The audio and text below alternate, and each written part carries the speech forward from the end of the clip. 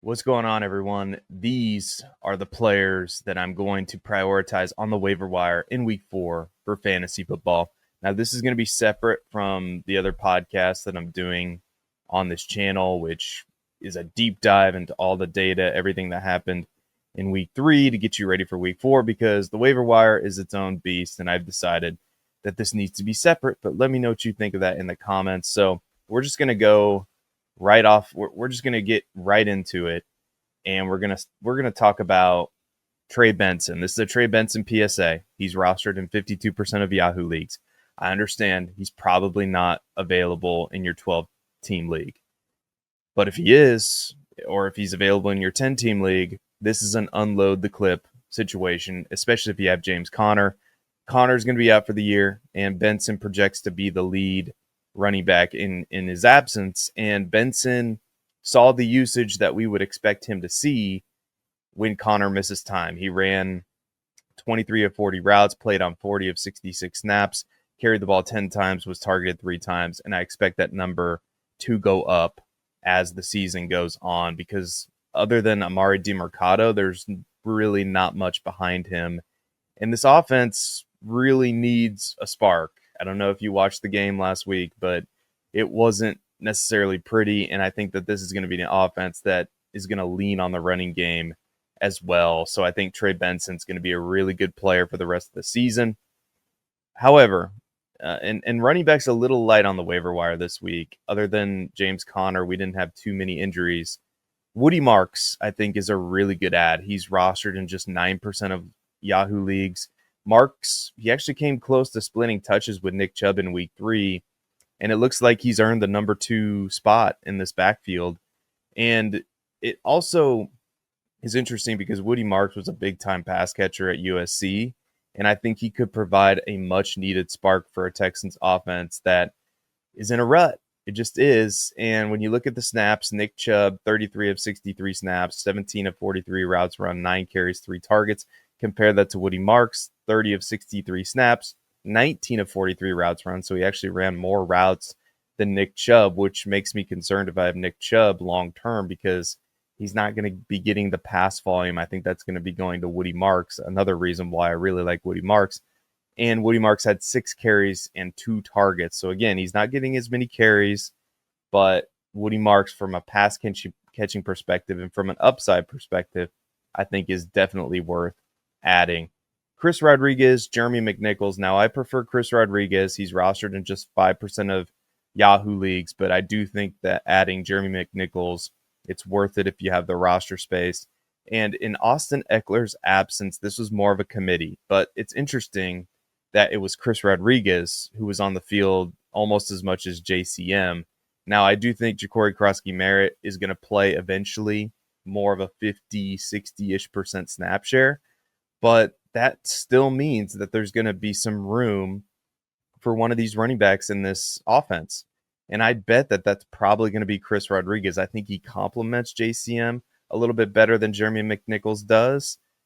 And if you look at the snaps, 23 snaps for Ja'Cory Krosky-Merritt, 22 for Chris Rodriguez, 7 routes run for JCM, 3 for Chris Rodriguez, and Chris Rodriguez out carried JCM 11-8. Now, Jeremy McNichols is going to eat into that, especially from a pass catching perspective, although he wasn't targeted at all last week. But still, I mean, if God forbid Ja'Cory Krosky-Merritt gets hurt, I think it would be probably a split between Chris Rodriguez and Jeremy McNichols. But again, I think both are worth adding. But again, I just prefer Chris Rodriguez. Blake Corum. I might say it every week, but I think Blake Corum is the best handcuff to have in fantasy football. I know if you've watched my videos before, you know that I've said that before. But I think it's interesting to point out that he's getting usage in this offense, more usage than he got last year as a rookie. He's 18% rostered, and we know what's going to happen if Kyren Williams misses time. It's going to be the Blake Corum show. Similarly to Trey Benson, I think Blake Corum would be the one-for-one replacement for Kyren Williams if anything happens to Kyren Williams. So Blake Corum, to me, if you don't have him, if you have the roster space, I think he's an awesome addition to your team. Sterling Shepard. Now, Mike Evans is going to miss some time with a hamstring injury, and it could be Sterling Shepard, who sees more targets headed his way. I think it's worth pointing out that Chris Godwin should be returning soon. So this may be short-lived. So I wouldn't go crazy with the waiver wire bid here, but we know Igbuka was also dealing with an injury last week. So it could be short-lived, but it could be really good while it lasts. And Shepard played on 44 of the snaps, ran 28 of the routes, and was targeted 5 times. And Mike Evans left toward the end of the game, so I would expect that usage to bump up this week. Jalen Tolbert, another player who's rostered in just 0% of leagues. CeeDee Lamb's going to miss time with an ankle injury. It might be a month. It might be 6 weeks. Who knows? And it was Tolbert who filled in for him from a usage standpoint. And we also know that the Cowboys defense is going to be terrible. So Tolbert is likely going to see a major bump in his volume over the next few weeks.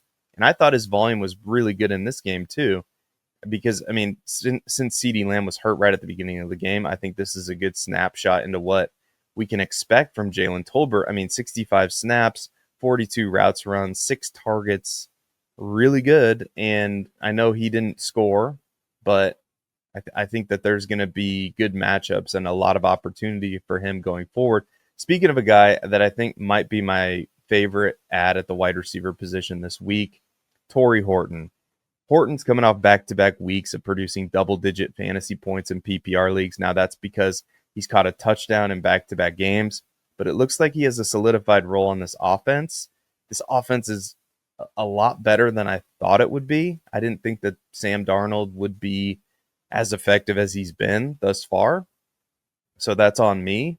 But Tory Horton looks like he is a locked-in go-to wide receiver in this offense. Now, it could be, you could have some up weeks, you could have some down weeks.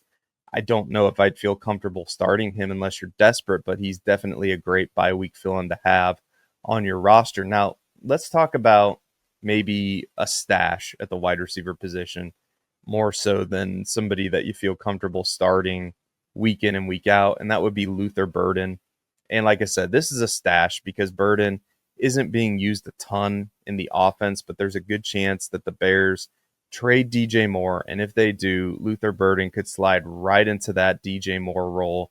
But for now, he's a stash, but he's a high upside stash, and he's rostered in just 11% of Yahoo leagues. A lot of people dropped him. And call me crazy, this will be my last wide receiver that I throw out there, Tre Tucker. And I know he's not going to catch 3 touchdowns every week, but if you look at the usage, it's there. He's a full-time player for them, and there isn't much competition for targets at the wide receiver position in Las Vegas. And it looks like Tre Tucker can play. Like, he looks fast, he looks good. And like I said, he caught 3 touchdown passes this week.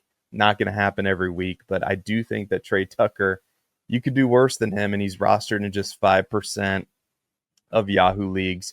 Now, if you need a tight end, I think that there's some pretty decent options, and I would start with Chig Okonkwo, who's rostered in 31% of leagues. Like I said, if you need a tight end, you could do a lot worse than Chig Okonkwo. The Titans are not going to be a very good team. I think that's pretty clear thus far. And they're going to be playing in a lot of these negative game scripts. And this week, Okonkwo was targeted 6 times, caught 5 of those targets for 66 yards.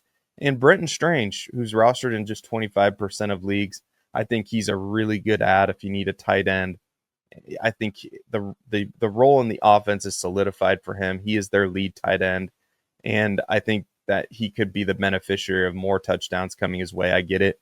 Trevor Lawrence has not played well yet this year, but it's a new offense, it's a new scheme, new head coach. I think better days are ahead for players like Brenton Strange and all of those Jaguars players, to be honest with you. And the last tight end I will throw out is Mason Taylor.